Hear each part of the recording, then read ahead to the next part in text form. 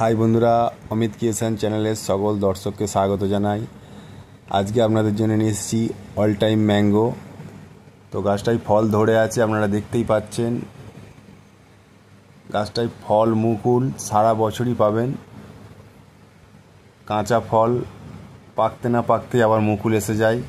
সারা বছর ফল পেতে এই গাছটা বাড়িতে রাখা যেতেই পারে। তো ভিডিওটা কেমন লেগেছে অবশ্যই কমেন্টে জানাবেন। নিত্য নতুন ভিডিও পেতে আমাদের চ্যানেলটাকে অবশ্যই সাবস্ক্রাইব করে রাখবেন। ছাদ বাগানের ফলের যে স্বাদ, মাটির ফলের স্বাদ একটু একটা তফাৎ তো থেকেই থাকে। তো আমার শখের গাছ কেমন লেগেছে এটা জানাবেন।